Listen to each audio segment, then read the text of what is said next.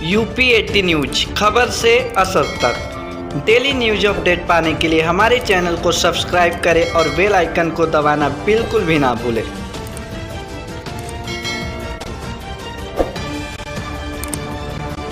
दिनेश सिंह, उपाध्यक्ष नेहरू केंद्र संगठन भारत सरकार। आज असल में आज़ादी के अमृत महोत्सव जो माननीय प्रधानमंत्री जी ने पूरे देश में इस आज़ादी के 75वें वर्ष को आज़ादी के अमृत महोत्सव के रूप में मनाने का फैसला लिया है, उसी के क्रम में युवा कार्यक्रम खेल मंत्री श्री अनुराग ठाकुर जी ने भी अपने इस नेहरू केंद्र संगठन विभाग को भी ये जिम्मेदारी दी है कि पूरे देश में जितने भी कार्यक्रम आयोजित किए जाए वो आज़ादी के अमृत महोत्सव के अंतर्गत ही किए जाएं।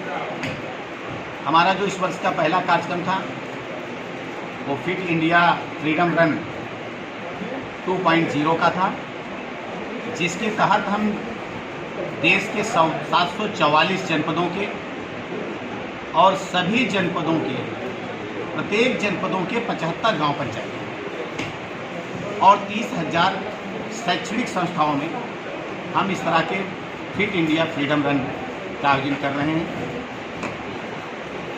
ये फ्रीडम रन सभी 744 जिलों में उनके जिला मुख्यालय पर और उनके 75 गांव पंचायतों में आयोजित किया जा रहा है। उसी के क्रम में कल 25 तारीख को माननीय प्रधानमंत्री जी के संसदीय क्षेत्र वाराणसी में भी, जो बाबा विश्वनाथ की नगरी है, वहाँ पर भी कल भारत माता मंदिर से प्रातः 9 बजे हमारी फिट इंडिया फ्रीडम रन शुरू होगी। इसका एक ही उद्देश्य है कि हम स्वास्थ्य के प्रति जागरूक हों और पूरे देश का नौजवान प्रेरित होकर अपना स्थान और अपना समय वो निर्धारित करे कि उसको कब अपने लिए समय देना है। लेकिन हमारा एक नारा है, माननीय मंत्री जी का एक नारा है, माननीय प्रधानमंत्री जी का एक नारा है कि फिटनेस की डोज और आधे घंटे रहें। कितने लोग इसमें शामिल होंगे और ये कहाँ से कहाँ करेंगे? हम इसको हर गांव पंचायत में हमने 75 लोगों को दौड़ने के लिए कहा है, लेकिन ये बताते हुए मुझे सुखद अनुभूति हो रही है कि हर जगह हमारे इस लक्ष्य से ज़्यादा लोग दौड़ रहे हैं। और कल आप वाराणसी में भी आप देखेंगे कि इस लक्ष्य से कहीं ज़्यादा, दुगने और 3 गुने से ज़्यादा भी लोग आपको दौड़ते हुए दिखेंगे। तो घोषणा करते हैं, उन्होंने आज आज़ादी के अपनी घोषणा ने आज़ादी के अमृत महोत्सव के क्रम में अपनी सारी घोषणाएं होती हैं। अगर इस तरह की हमको जानकारी यात्रा करने वाले लोगों को मिले तो अपने स्वतंत्रता संग्राम में जो शहादत प्राप्त किए हैं उनके बारे में भी हमको जानकारी होगी। तो आज हमको जान देने का समय नहीं है कि आज़ादी के लिए हमको कुर्बानी देनी है, लेकिन आज जो समाज में गंदगी है, जो समाज में नशाखोरी है,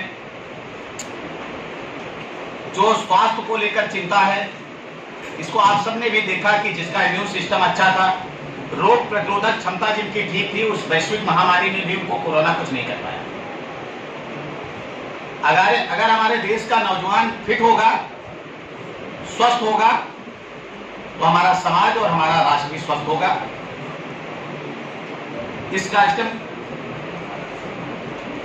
में माननीय मंत्री जी ने कहा था कि समय आपके हिसाब से, स्थान आपके हिसाब से, कोई भी आप समय चुनना चाहे चुन लीजिए, कोई भी स्थान चुनना चाहे चुन लीजिए, लेकिन फिटनेस की डोज आधे घंटे रोज। इस नारे के लिए कि हम सबके जीवन में बहुत व्यस्तताएं हैं,